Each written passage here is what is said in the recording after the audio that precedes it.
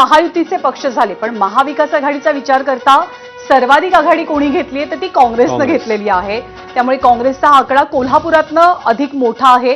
त्याचा सुद्धा उल्लेख आपल्याला करावा लागेल. लातूरमध्ये जसं मगाशी निशांत भद्रेश्वर यांनी आपल्याला सांगितलं की लातूरमध्ये काँग्रेसकडनं भाजपनं गेल्या वेळेला जिल्हा परिषदेची सत्ता खेचून आणली. ती सत्ता भाजपला राखायची तर काँग्रेसला ती पुनर्स्थापित करायची आहे.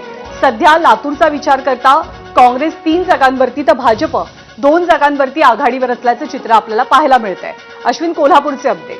कोल्हापुरात भाजप 1, काँग्रेस 4 आणि राष्ट्रवादी 2 अशी स्थिती आहे. त्यामुळे कोल्हापुरात अतिशय काटेकी टक्कर बघायला मिळते. तिकडे सिंधुदुर्गात भाजप 12, शिवसेना 3. त्यामुळे सिंधुदुर्गात भाजपने मोठी आघाडी घेतल्याचं पाहायला मिळतंय. कोल्हापूर आणि सिंधुदुर्ग 2 इंटरेस्टिंग लढती राहणार आहेत. लातूर भाजप 2, काँग्रेस 3 ठिकाणी आघाडीवर. लातूरच्या जिल्हा परिषदेतली ही आकडेवारी. तर रायगडमध्ये पुन्हा एकदा नेक अँड नेक फाईट आहे. भाजप शिवसेना प्रत्येकी 5 जागी आघाडीवर. रायगडमध्ये राष्ट्रवादी 3, ठाकरेंची शिवसेना 1 जागी आघाडीवर. त्यामुळे रायगडमध्ये जिल्हा परिषदेच्या आतापर्यंतचे जे कल हाती आलेले आहेत त्यानुसार भाजप 5 जागांवरती आघाडीवर आहे. भाजप असो शिवसेना असो दोन्ही बाजूच्या नेत्यांकडनं सातत्यानं हा दावा केला जातोय. राष्ट्रवादी सुद्धा त्यामध्ये आहे. राष्ट्रवादीला विसरून चालणार नाही की जिल्ह्यामध्ये सत्ता आमची स्थापित होईल.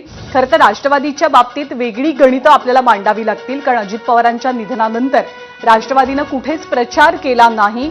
राष्ट्रवादीने एक प्रकारे भावनिक आवाहन आपल्या मतदारांना केलंय की राष्ट्रवादीला मतं म्हणजे अजित पवारांना खरी श्रद्धांजली.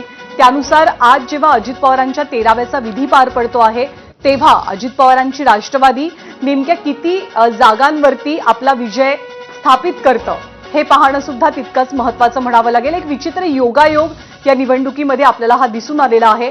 आणखी कोणकोणते अपडेट येतात तेही आपण पाहूयात. रत्नागिरी जिल्हा परिषदेमध्ये शिवसेना 4 जागांवरती आघाडी घेऊन आहे. लातूरमध्ये भाजप 2 आणि काँग्रेस 3 ठिकाणी आघाडीवर. तर रायगडमध्ये एक अतिशय काटेकी टक्कर 5-5